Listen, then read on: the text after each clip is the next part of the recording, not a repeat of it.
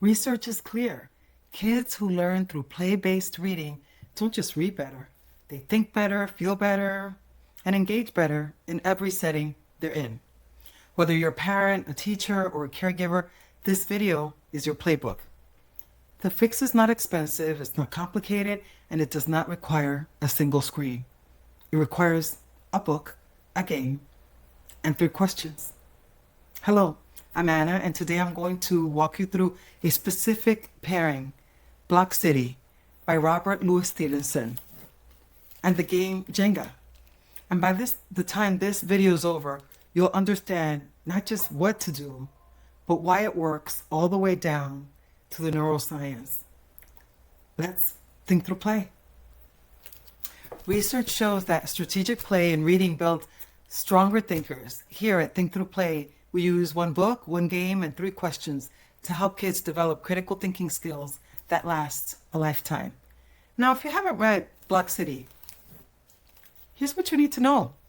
Robert Louis Stevenson, yes, the same man who wrote Treasure Island, wrote this poem for children. It's a child building an entire imaginary world from simple wooden blocks, castles, mountains, rivers, ships, all from blocks on the floor. On the surface, it looks like a simple, delightful read, and it is. But look closer. The child in the poem is not just playing. That child is designing, planning, making decisions about what to build, where to place things, how to make it all hold together. There is spatial thinking on every single page. And this is where imagination is required in sequencing. This goes here before that goes there. This is not just passive entertainment. This is cognitive architecture dressed up as poetry. When you read Block City with a child, you're priming their brain for exactly the kind of structural thinking that Jenga is about to demand from them. That's the pairing working exactly as intended. And your question after the book is simple. What choice did the child make in the poem, and why? 1 question, 2 minutes, and their brain is already warming up. Okay, now we get to Jenga. And I need you to set aside everything you think you know about this game, because most people see Jenga, and again, they see a stacking game, maybe a party game, something you pull out before dinner and pack away when something or someone knocks the tower over. And that's not what Jenga is. Jenga is a structural decision-making game, and the difference between a child who plays it randomly and a child who plays it deliberately is the difference between entertainment and a genuine cognitive workout. So let's break down what is actually happening inside your child's brain during every single turn. First, structural analysis. Every time a child reaches for a block, they're reading the tower. Which blocks are load-bearing? Which ones are free? Where is the weight sitting? If I pull this one, what shifts?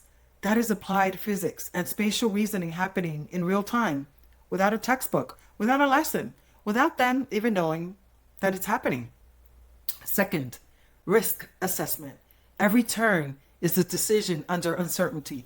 Do I take the easy loose block? Or is that creating a trap 2 rounds from now? Do I play it safe short term and set my opponent up long term? Those are probability judgments, strategic trade-offs, executive decision making in a 7-year-old. Third, and this is the one most parents never see, inhibitory control. Inhibitory control is one of the core components of executive function that Harvard Center on the Developing Child identifies as critical to reasoning and academic success. And Jenga trains it directly. The slow hand, the steady pressure, the ability to hold your breath, regulate your nerves, and not rush while the tower wobbles and everyone is watching. Impulse players lose. Controlled focus players last longer. Every single time the game teaches that lesson without you having to say a word. Fourth, strategic foresight. Advanced players aren't just thinking about the current move. They're looking ahead, avoiding creating unstable layers, leaving difficult rows for their opponent, intentionally shifting in balance upward. That is not stacking. That is strategy. In a 2023 study in Trends in Neuroscience and Education, it was found that structured board game play improved working memory, inhibitory control, and cognitive flexibility in children. And those are the exact executive function skills that predict academic success from elementary school through high school. And Jenga, played deliberately, is activating every one of them. But here's the truth that lives at the heart of this channel. If your child plays Jenga fast, impulsively, without reflection, it is just a stacking game. If they play it deliberately and you ask the right questions afterwards, reflection, it becomes applied physics, risk management, emotional regulation, and strategic foresight, all wrapped up in something that feels like pure fun. The game is neutral. You are the multiplier. If this way of thinking about games is new to you, comment the word Jenga below and join me for new pairings, new games, new books. Every video is built to give you tools that you can use the same day to help strengthen critical thinking skills. Now, let me tell you something I learned the hard way, raising 8 children with wildly different learning styles. 2 of my kids were delayed readers, but sit them in front of a chessboard. Excellent strategists. Moves ahead of children older than them. What that taught me is that the brain doesn't care how learning arrives. It cares where their thinking is actually happening. And the most powerful thing I ever did, not just as a parent, but as someone who cared deeply about how these children would move through the world, was stop giving them the answer. Instead, I started saying 2 words, 3 words really, think it through. That phrase became the foundation of everything you're watching now. After Jenga, here are the 2 questions that you ask. Every time, same questions, same order. What decision or choice mattered the most in the game? What would you change or do differently next time? That's it. Keep it exactly that simple. Here's why consistency is the mechanism, not just the method. Stanford neuroscientist has spoken about how play supports neuroplasticity, the brain's ability to form new connections. But what converts play into lasting learning is metacognitive consolidation, the brain reflecting on its own decisions. When your child answers, "What would I do differently?" they're activating the prefrontal cortex. They're practicing self-evaluation, cause and effect analysis, and forward planning. They're building the neural pathways for better decisions in every area of their life. And here's what makes the 3-question framework genuinely powerful over time. After enough repetitions, your child starts answering those questions before you even ask them. The reflection becomes automatic. The external prompt becomes internal behavior, and that is what it looks like when critical thinking becomes a habit. For Jenga specifically, your post-game questions are also doing something extra. When a child looks back at the collapsed tower and asks, what layer changed everything, or what early move caused the layer failure, they're doing cause and effect analysis at a level that most adults actually find difficult. That is not a small thing. That is a child learning to trace consequences backward to decisions.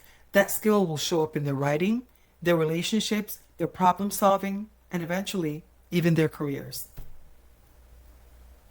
So let me put this all together for you. It's a weekend afternoon. You sit down with your child or grandchild. You open Block City. You read it together. You ask, what choice did the child in the poem make and why?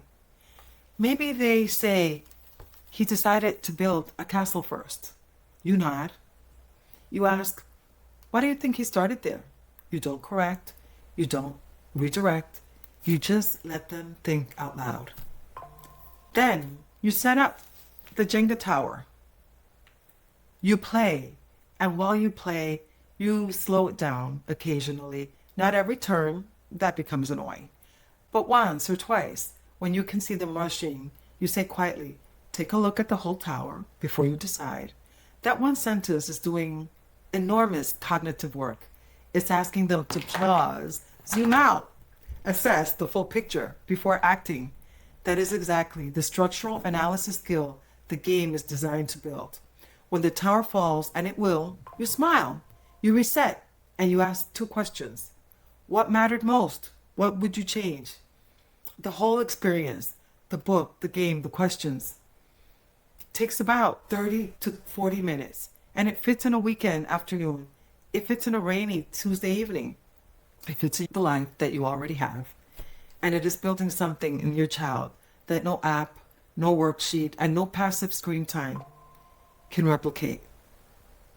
I watched this framework produce a Naval Academy graduate with a degree in robotics engineering and a son with a master's in supply chain management, a daughter with a double major in biochem and chemistry, and another a master's in health administration.